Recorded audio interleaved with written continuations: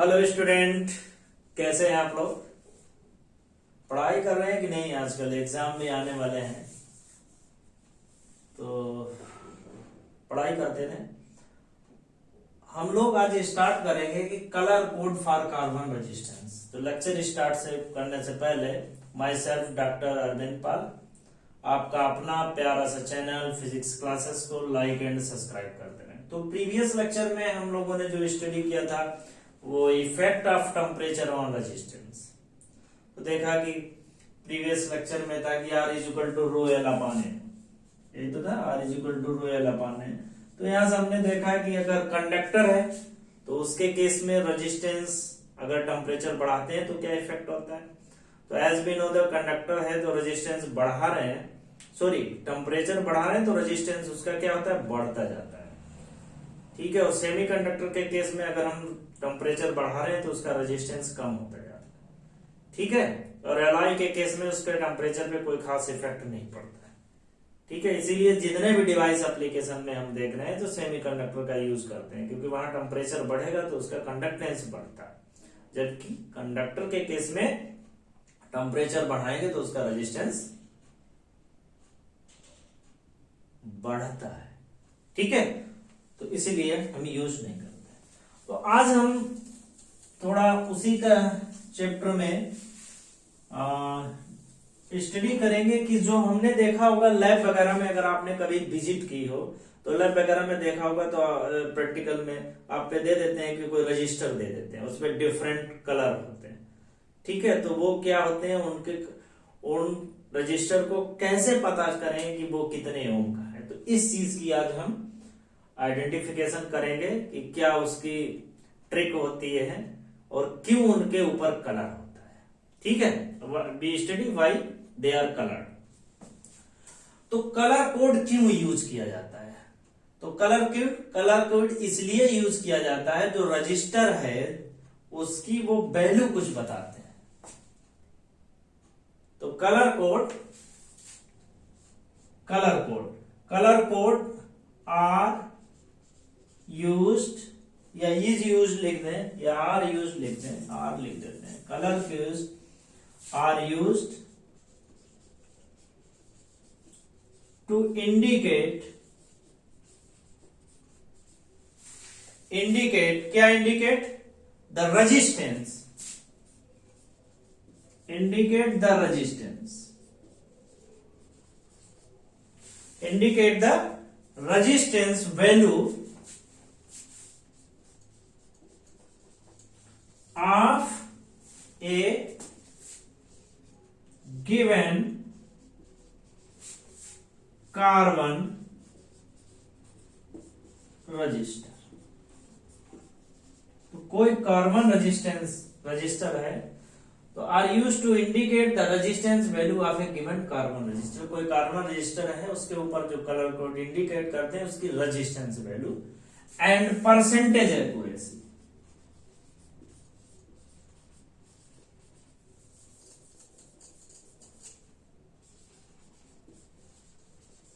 Percentage accuracy, कितने percent accurate है इस चीज की वैल्यू।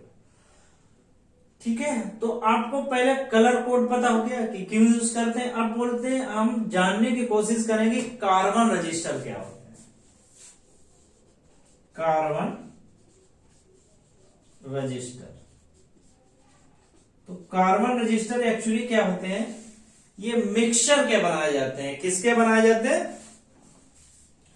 मिक्सचर के बनाए जाते हैं। They are made with mixture. They are, भैया नोट भी करते हैं लोग। They are made with mixture. तो पहली बात हो गई वो मिक्सचर के बनाए जाते हैं। ठीक है।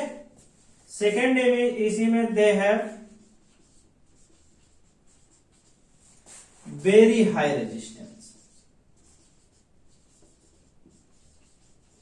उनका रेजिस्टेंस भी कैसा होता है, बहुत ज्यादा होता है।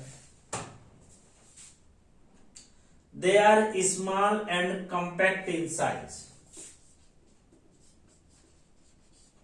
they are small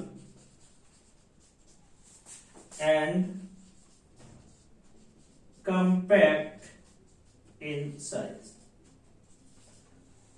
वो इतने स्मॉल होते हैं कि उनके ऊपर हम वैल्यू भी नहीं लिख सकते हैं रेजिस्टेंस की, कितने ओम का है। तो हम क्या कर देते हैं, कलर कर देते हैं कि they are so small we can not write the value. They are so small we can not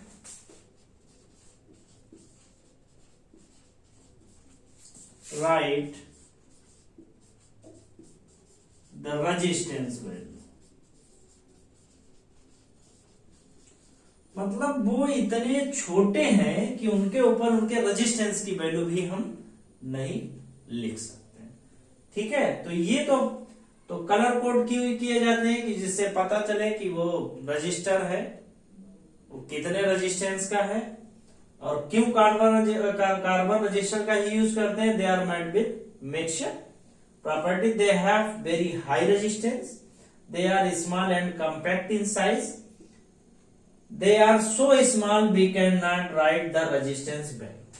तो उनकी जो रेजिस्टेंस वैल्यू है उसको भी नहीं हम लिख सकते हैं। तो इसके बाद आप एग्जाम्पल देख रहे हैं कार्बन रजिस्टर से जितने भी एलॉय हैं, तो जो भी एलॉय हैं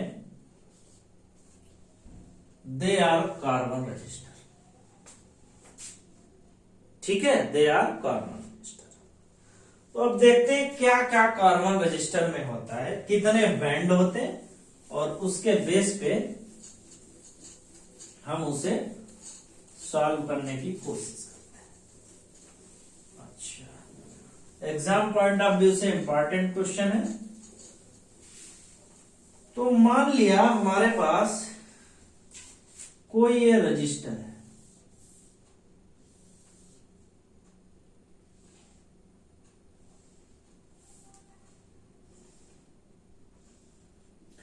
इसमें पहला बैंड है,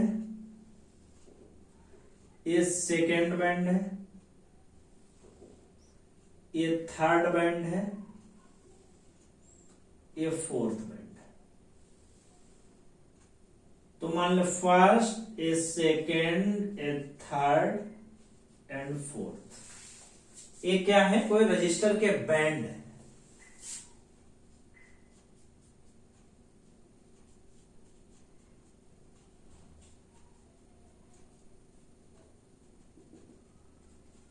ठीक है, दीज आर बैंड। क्या है, बैंड। किसी कार्बन रजिस्टर के ऊपर ये बैंड है, मतलब पहला कुछ कलर है, सेकंड कुछ कलर है, थर्ड कुछ कलर है, फोर्थ कलर। तो इनको कैसे हम रीड करें, क्वेश्चन ये आता है। तो यहां पर देखिए, नोट करके लिख लो, बहुत जरूरी है। फर्स्ट कामा सेकेंड बैंड, जो फर्स्ट और सेकेंड बैंड है वो किसको डिनोट करता है, नंबर को, सिग्निफिकेंट फिगर, नंबर, या हम कहें सिग्निफिकेंट वैल्यू या फिगर, जो भी आप लिख लो।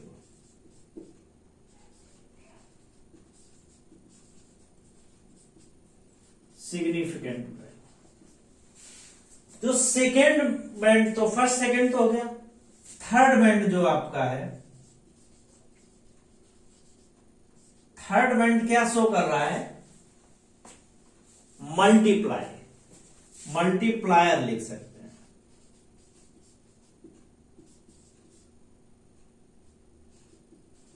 मल्टीप्लायर, ठीक है, या पावर ऑफ 10।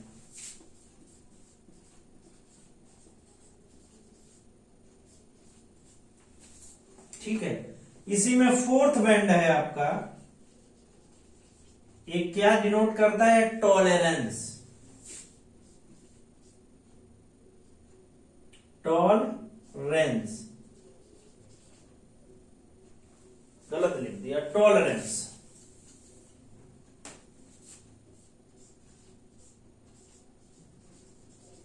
ठीक है, टॉलरेंस या वेरिएशन इन वैल्यू।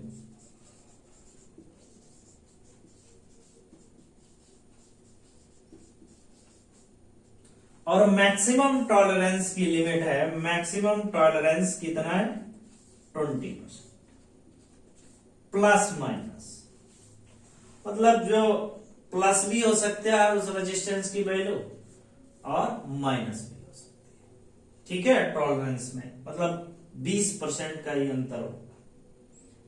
देखते हैं किस किस के केस में। तो इसके लिए हमें क्या है, पहला दूसरा बैंड है वो क्या सिग्निफिकेंट वैल्यू या नंबर को डिनोट करता है। थर्ड जो बैंड है उसमें अगर तो मल्टीप्लाई और पावर ऑफ 10, और फोर्थ बैंड है टॉलरेंस या variation in value plus minus 20%। ये मैक्सिमम है, लेस भी हो सकता है। 5% गोल्ड के लिए होता है और 10% होता है सिल्वर के लिए, और अगर कोई कलर नहीं है तब 20% होता है। तो इतनी बात समझ में आ गई, बिल्कुल आ जानी चाहिए। तो इसके लिए एक टेबल है, ठीक है, इसके लिए क्या है, एक टेबल है, और उस टेबल को इन बैंड के हिसाब से याद करें। ठीक है, तो अगर याद किया जाए, बिना याद किए तो काम नहीं चलेगा। कैसे भी आपको याद होना चाहिए, रिमेम्बर होना चाहिए, तभी आप उसकी वैल्यू बता सकते हैं, अदरवाइज नहीं बता सकते। ठीक है, तो ये टेबल है, क्या टेबल में क्या क्या है इसमें देखते हैं। पहले तो है कलर, पहला कलर हो गया। सेकंड वाले में क्या हो गया, नंबर।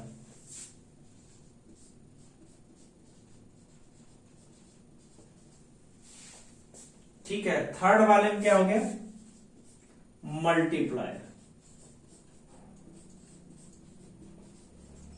और फोर्थ वाले में क्या हो गया, टॉलरेंस।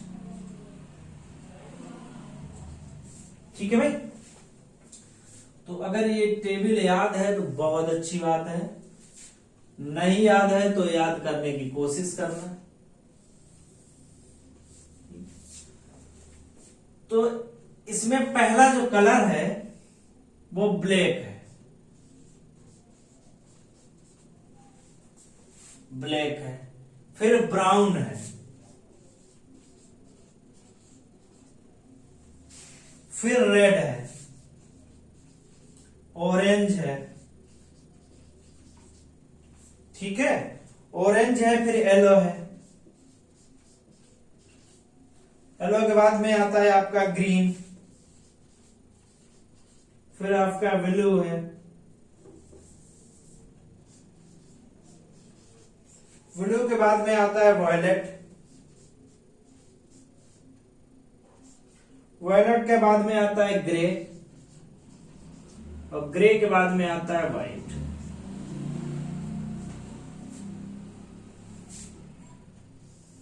तो कितने हैं, 1 2 3 4 5 6 7 8 9 10।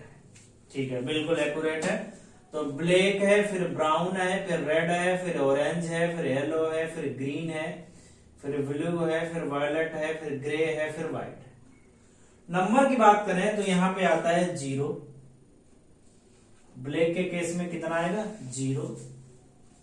फिर आता है 1, रेड 2, ये आता है 3, yellow 4, green 5, blue 6, violet 7, grey 8 और व्हाइट 9। मल्टीप्लाई सिमिलरली यहां पर मल्टीप्लायर के केस में होता है, ये आपका 0, फिर आपका 10 की पावर 1, देन 10 की पावर 2, ये आपका 10 की पावर 3, ये 10 की पावर 4, ये 10 की पावर 5, ये 10 की पावर 6, ये 10 की पावर 7, और ये 10 की पावर 8, ये 10 की पावर 9। ये टेबल ऐसे, मतलब ब्लैक है तो नंबर लिया जाएगा 0, ब्राउन है तो इतना, रेड है तो इतना, या समथिंग। ठीक है, टॉलरेंस कितना है, वो प्लस माइनस 5% है गोल्ड के लिए, प्लस माइनस 10% है सिल्वर के लिए, और प्लस माइनस 20% है कब? No colour.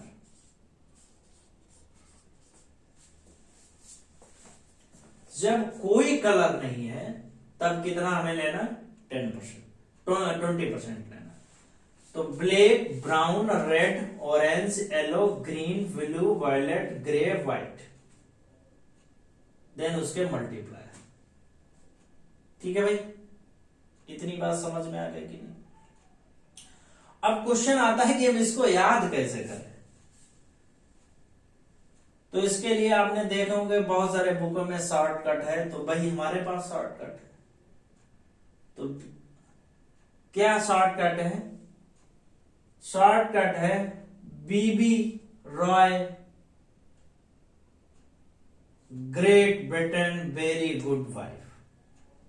तो शॉर्टकट में यहां पे लिख दें B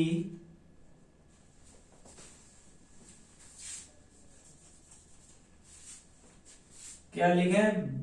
B Roy. B Roy. तो पहला हो गया बी से ब्लैक, देन हो गया ब्राउन, फिर रेड, फिर orange, then yellow. Great,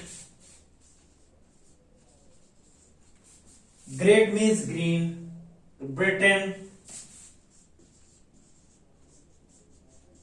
Britain से क्या हो गया आपका? Blue. Berry, B B Roy great Britain had very good wife. तो इस लाइन का अगर आप यूज कर रहे हैं तब भी आपको आ जाएगा। पहले बीबी का मतलब हो जाएगा ब्लैक, ब्राउन, रेड। रॉय में आ जाएगा रेड, ऑरेंज, येलो। फिर आ जाएगा ग्रीन, देन आ जाएगा ब्रिटेन ब्लू, वायलेट, ग्रे और व्हाइट। ठीक है, तो इसमें याद कर लें BB Roy great Britain had very good wife. ठीक है, मल्टीप्लायर आपको याद होनी चाहिए। तो अगर इतना आप कर लेते हैं तो क्वेश्चन सॉल्व कर लेंगे। ठीक है, समझ गए कि नहीं? तो हम इसे शॉर्ट फॉर्म में यहां पे लिख लेते हैं। लिख लीजिए भाई। तो पहला ब्लैक, ये किसको दिखा रहा है? ब्लैक को। दूसरा ये किसको दिखा रहा है? आपका ब्राउन। फिर ये किसको दिखा रहा है? रेड। फिर आपका ऑरेंज, देन आपका येलो, देन आपका ग्रीन, ये तो है ग्रीन, देन आपका जो है ब्लू, देन आपका वायलेट, देन आपका grey, GREY I think, grey, और देन आपका व्हाइट। ठीक है, तो इस टेबल को यहां कन्वर्ट कर सकते हैं, बिल्कुल कन्वर्ट कर सकते हैं। अब इसकी जरूरत नहीं है।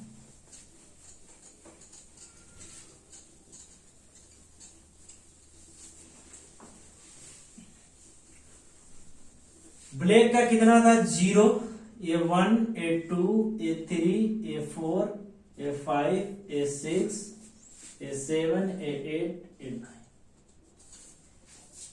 और इसके मल्टीप्लायर की बात करें, ये 0, ये 10 की पावर 1, ये 10 की पावर 2, ये 10 की पावर 3, ये 10 की पावर 4, और ये हो जाएगी आपकी 10 की पावर 5, ये हो जाएगी 10 की पावर 6, ये 10 की पावर 7, ये 10 की पावर 8, ये 10 की पावर 9। साइड में क्या लिखना है आपको? साइड में ये लिखना है कि ±5 है वो गोल्ड के लिए, टॉलरेंस लिमिट, ±10 है वो सिल्वर के लिए, और ±20% है वो नो कलर। इतनी बात आपको समझ में आनी चाहिए। अब इस पे करते हैं कोई न्यूमेरिकल और फिर देखते हैं क्या सोल्यूशन आता है। मान लिया ये हमारे पास कोई बैंड गिवन है,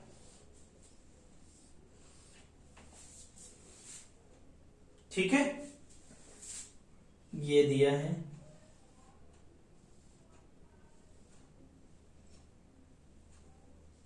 ए भी मान लिया रेड दे दिया है और ए भी रेड दे दिया है।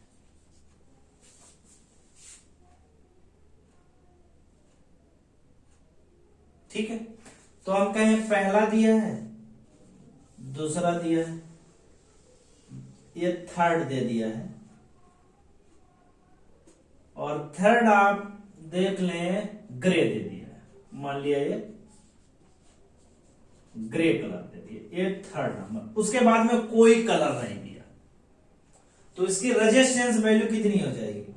तो पहले में तो नंबर लेते हैं, फर्स्ट और सेकंड में क्या लेते हैं, फर्स्ट बैंड सेकंड बैंड के नंबर लेते हैं। तो दोनों में रेड है, रेड किस कलर में होगा, रेड का मतलब 2, अगेन रेड है तो 2। अब क्या लेते हैं, मल्टीप्लायर लेते हैं 3। थर्ड में क्या लेते हैं, मल्टीप्लाई, ग्रे में मल्टीप्लायर कितना हो गया 10 की पावर 8 प्लस माइनस। यहां पे कोई कलर नहीं है, नो कलर। जब नो कलर है तो कितना हो जाएगा 20%। ये आपका आंसर। ठीक है, दूसरा ले लेते हैं, इसी में क्वेश्चन और एक ले लेते हैं। मान लिया ये हमारे पास है,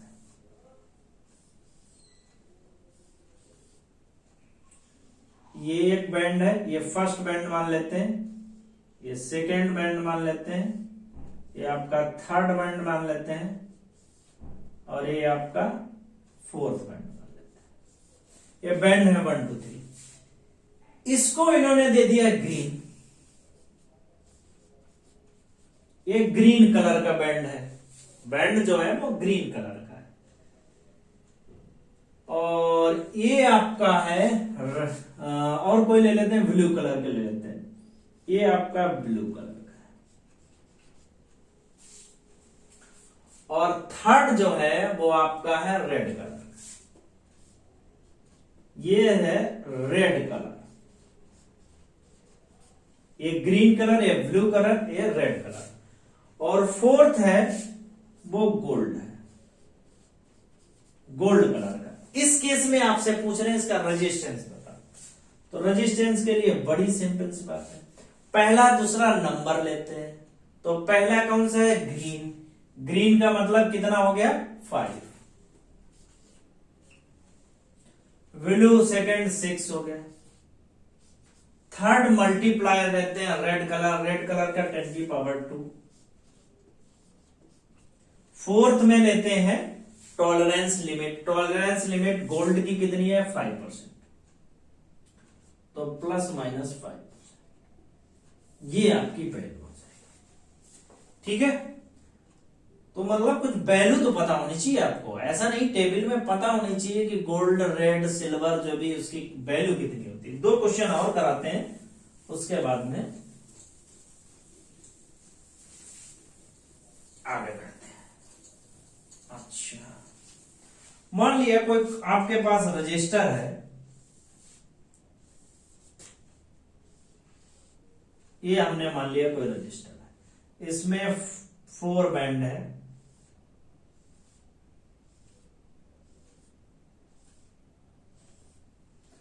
ये फर्स्ट बैंड, ये सेकेंड बैंड, ये थर्ड बैंड, ये फोर्थ बैंड।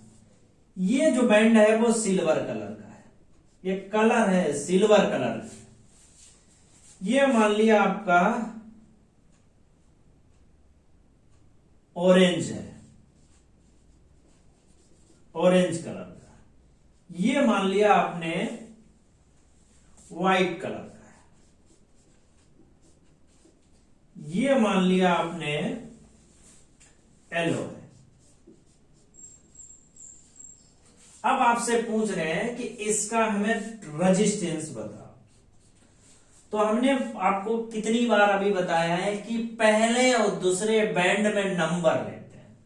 तो पहले बैंड कितना है, येलो, येलो का नंबर कितना है, येलो कलर कहां पे है, ये, इसका कितना है नंबर 4 है। पहले और सेकंड वाले में भी देखो कितना second number, second white, white का नंबर कितना है 9। थर्ड वाले में मल्टीप्लायर लेते हैं, ऑरेंज, ऑरेंज में कितना मल्टीप्लायर है 10 की पावर 3। फोर्थ में टॉलरेंस लिमिट लेते हैं, सिल्वर है, सिल्वर की टॉलरेंस लिमिट कितनी है 10%। तो ये आपका हो जाएगा, आंसर हो जाएगा। बहुत सिंपल सा क्वेश्चन है, लेकिन बिना टेबल याद किए आप नहीं कर पाएंगे। तो टेबल तो आपको एटलीस्ट पता ही होना चाहिए। एक और लास्ट क्वेश्चन लेते हैं, इसके बाद में फिर कोई क्वेश्चन नहीं करेंगे।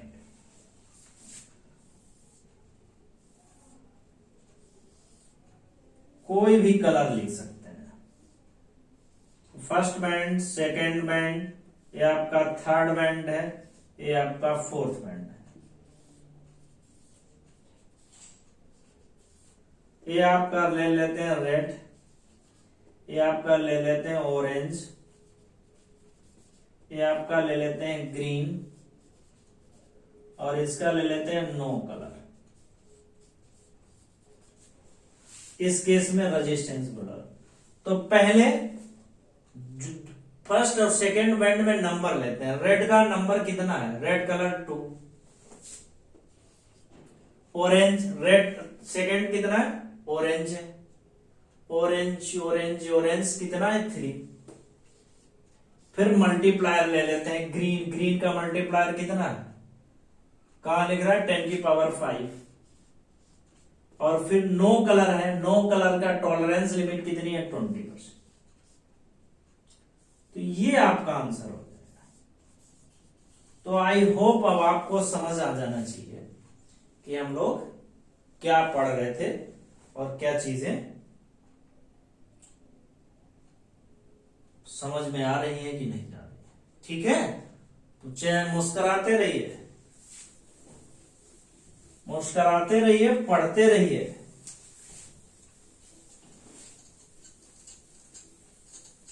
क्योंकि पढ़ोगे आगे बढ़ोगे,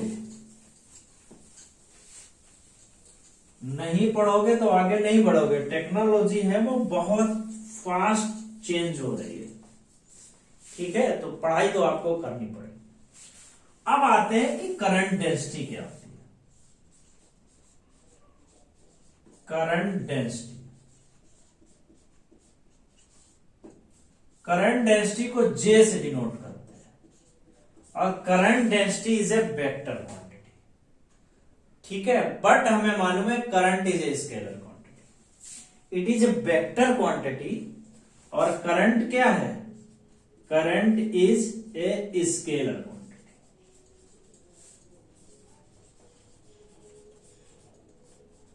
Although it has magnitude and direction,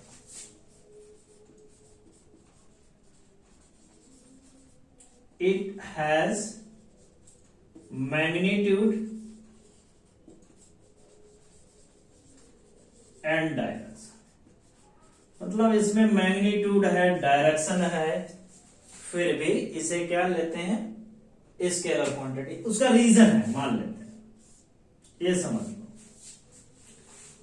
मान लिया ये कोई जंक्शन है, इसमें 5 एम्पियर करंट आ रही है, इसमें 7 एम्पियर करंट आ रही है, यहां पे हमें कितनी मिल गई 12 एम्पियर। और मान लिया थीटा एंगल बना रहे हैं। अगर ये वेक्टर होता तो इसका रिजल्टेंट कैसे निकालते हैं, रिजल्टेंट निकालते हैं R = √a² plus b² plus 2ab cos theta. क्या यहां पे करंट के केस में ऐसा किया जाता है, करंट के केस में ऐसा नहीं किया जाता है, पॉसिबल नहीं है। तो इसलिए करंट को क्या, स्केलर क्वांटिटी, जैसे स्केलर क्वांटिटी को सम करते हैं वैसे करंट को सम किया। करंट के केस में वेक्टर के जो फंडामेंटल हैं वो यहां पे फॉलो ही नहीं होते हैं, तो इसीलिए करंट को स्केलर क्वांटिटी मानते हैं, ऑल्दो इट हैज। ठीक है, तो फिर करंट डेंसिटी की क्यों रिक्वायरमेंट हुई, क्योंकि करंट डेंसिटी एक वेक्टर क्वांटिटी है। जैसे आपका इलेक्ट्रिक फील्ड इस जो है वो वेक्टर क्वांटिटी है, जबकि पोटेंशियल है वो स्केलर क्वांटिटी। तो ऐसे ही हमें किसी स्केलर क्वांटिटी की ना रिक्वायरमेंट हो के हमें वेक्टर क्वांटिटी की रिक्वायरमेंट है, तो हम वेक्टर क्वांटिटी को क्या निकालते हैं, जे से डिनोट करते हैं, करंट डेंसिटी। तो इतनी बात समझ गए। अच्छा, तो current density is equal to J is equal to होता है I over A.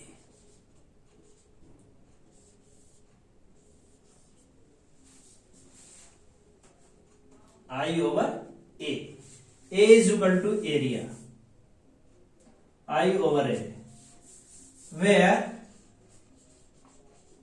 A is area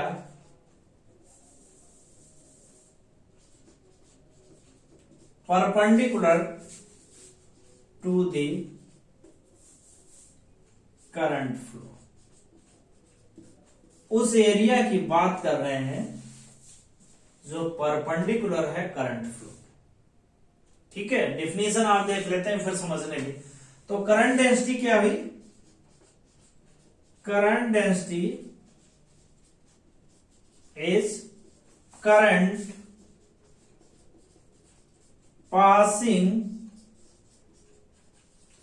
through per unit area. Current passing through per unit area perpendicular to the flow of charge. ठीक है, उसको current density बोलते हैं। तो J is equal to कितना हो जाएगा, I ओवर ए। मान लिया हमारे पास ये कोई कंडक्टर है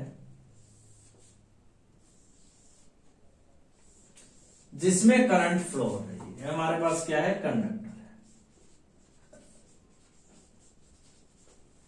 जिसमें करंट फ्लो हो रही है।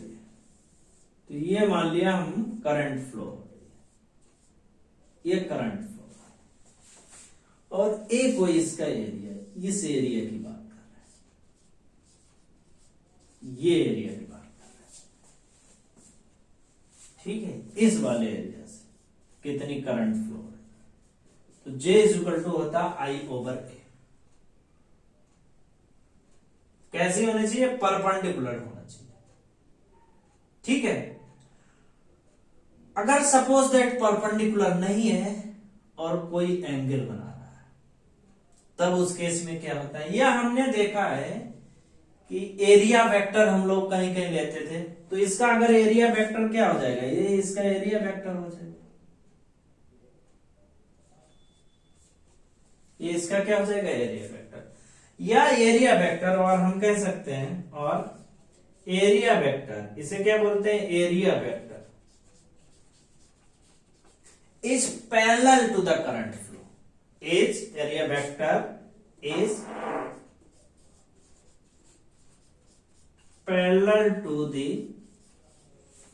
करंट फ्लो, तब भी कोई हमें प्रॉब्लम नहीं है। या तो एरिया वेक्टर जो है वो करंट फ्लो के कैसा होना चाहिए, पैरेलल होना चाहिए। Area vector is parallel to the current flow. या तो हम उसकी बात करें कि जो एरिया है वो करंट फ्लो के परपेंडिकुलर या चार्ज के परपेंडिकुलर हो, या एरिया वेक्टर है जो करंट फ्लो हो रही है उसके पैरेलल, उस वैल्यू में। ठीक है, कहीं कहीं ऐसा केस हो सकते हैं, ये ऐसा भी पॉसिबल है कि एरिया वेक्टर या एरिया है वो परपेंडिकुलर ना हो, कोई एंगल बना रहा हो। ठीक है, मान लिया सपोज दैट ये जो कंडक्टर है इसमें करंट फ्लो हो रही है और इसमें जो एरिया है वो इस टाइप का है।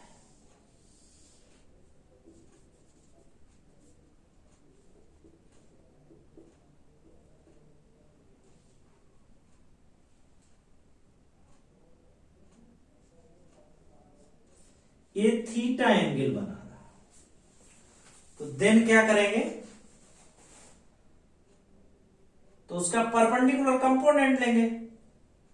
तो इसका परपेंडिकुलर कंपोनेंट क्या हो जाएगा, cos theta. Then J is equal to हो जाएगा आपका I over A cos theta. ठीक है, तो इसको यूज करें। समझ गए कि नहीं? तो करंट डेंसिटी में इसके ज्यादा आपके सिलेबस में कुछ है नहीं। अब आते हैं बात conductivity.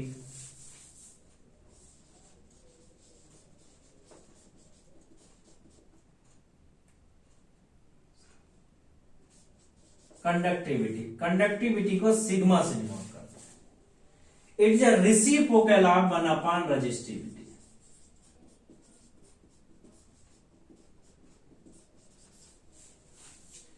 Conductivity is inversely proportional to 1 upon resistivity. Unit की बात करें इसकी तो कितना हो जाएगा, ओम इनवर्स मीटर इनवर्स। ठीक है, ऐसे conductance is inversely proportional to the resistance, और इसकी यूनिट होगी ओम इनवर्स। ठीक है, तो ये कुछ चीजें हैं जो आप याद रखें, क्योंकि नेक्स्ट टॉपिक में भी कंडक्टिविटीज का रिलेशन कराएं तो उसके लिए इंपॉर्टेंट रहेगा। तो अब लेक्चर को यहीं फिनिश करते हैं। एंजॉय करते रहिए, पढ़ाई करते रहिए, चैनल को लाइक एंड सब्सक्राइब करते रहिए। Thank you so much.